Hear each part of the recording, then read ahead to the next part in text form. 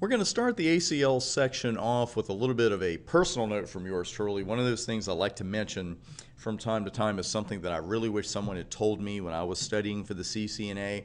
And here it's the importance of access lists. Now I know you're going to learn these, I know you're going to study these because they're going to be all over your exam, but you need to master the fundamentals of ACLs not just for your exam, but for real world networking. You can't let your knowledge of ACLs slide after you pass the exam, because ACLs, of all the features you're going to learn about in this course that you've already hit and that you're going to, they're likely the most commonly used feature in use today.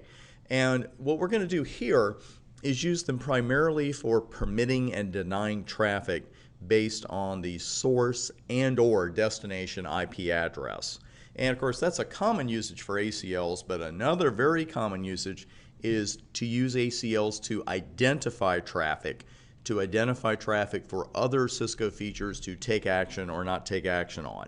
Now, you're not going to see that much, if at all, in your CCNA studies, but you'll see ACLs used for traffic identification regularly when it comes to your NP studies, as well as any security studies. If you're getting your CCNA security certification, which I urge you to do, you are going to have to know ACLs inside out. Great thing is you're going to find that regardless of what ACL type you're actually using, the rules are really the same. They don't differ from one ACL type to another, and we'll take that every time we can get it. Now, this particular video and the next one going to be a little rule heavy and a little theory heavy, but I have plenty of labs coming up. This may actually be the biggest section in the course because I have a lot of ACLs I want to show you in a lot of different uses. But we got to know the rules. And beginning with the two rules, the biggest rules of the ACL jungle.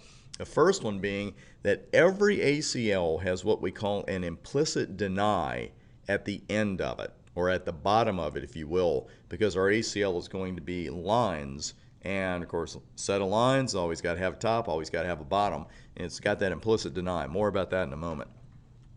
Another rule is that the ACL searches for a match beginning with that top line, and when a match is found, that's the end of the search.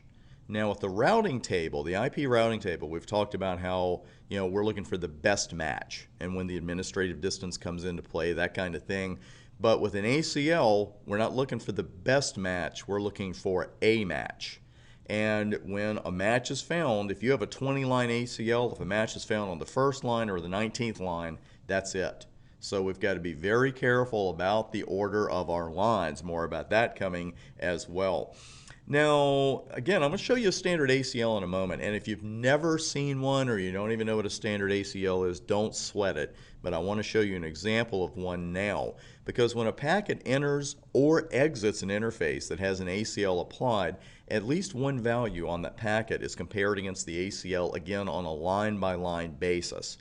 And generally speaking, it's going to be the source IP address or the destination IP address or both. We can use all kinds of other values, and we'll see a few of those, but those are the main two we're concentrating on right now. And here's an example of a standard ACL.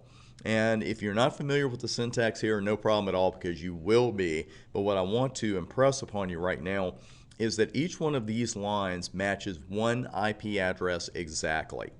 The first line matches 10.1.1.1 exactly, then the second line 10.2.1.1 exactly, and so forth. So this is an ACL that I could write in a lab, and if I did a show command, it would show me this list, but it would not show me anything else. And you might be thinking, well, Chris, why would it show you something else? That's all you wrote. Well, that's where the implicit deny comes in, because here we have a standard ACL.